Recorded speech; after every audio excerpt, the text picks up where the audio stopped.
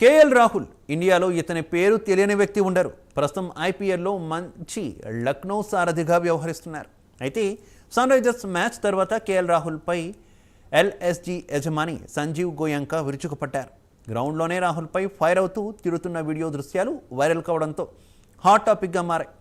Match పూర్తయిన వెంటనే గ్రౌండ్లోనే అన్ని కెమెరాలు ఫోకస్ చేసిన సమయంలో ఈ స్థాయిలో ఇద్దరి మధ్య హాట్ చర్చలు సాగడం క్రికెట్ వర్గాలను విస్మయానికి గురిచేశాయి.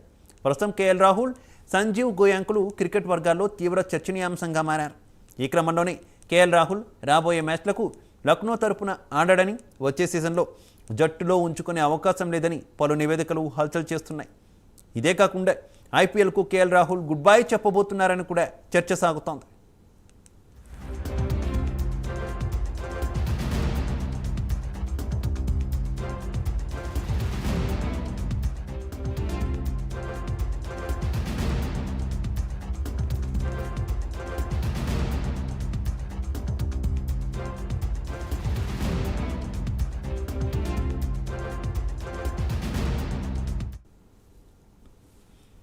రెండు 2022లో వేలానికి ముందు 17 కోట్లకు చేరిన రాహుల్ను 2025లో మెగా వేలానికి ముందు జట్టులో ఉంచుకునే అవకాశం లేదని వార్తా సంస్థ పీటీఐ నివేదించింది.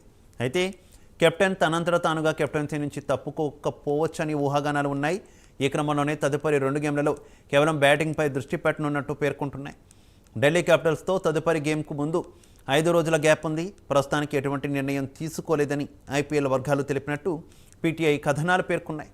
ఇదే సమయంలో లక్నో యజమాని సంజీవ్ గోయంకా, కేఎల్ రాహుల్ మధ్య అంతా బాగానే ఉందని మరో వార్తా సంస్థ ఐఎన్ఎన్ఎస్ నివేదించింది. ఇక కేఎల్ రాహుల్ వస్తున్నటువంటి పుకార్లను, లక్నో యజమాని మధ్య వివాదం గురించి వస్తున్న వార్తలను ఎల్ఎస్జీ సన్నిహిత వర్గాలు ఖండించాయి. ఇద్దరి మధ్య అంతా బాగానే ఉందని, ఈ సీజన్లో రాహుల్ మాత్రమే జట్టుకు నాయకత్వం వహిస్తారని స్పష్టం చేశాయి. అలాగే రాహుల్ను కెప్టెన్సీ నుంచి తొలగిస్తారని, వేలంలో తీసుకోరని, అంతా పుకార్లు మాత్రమేనని తేల్చి చెప్పాయి.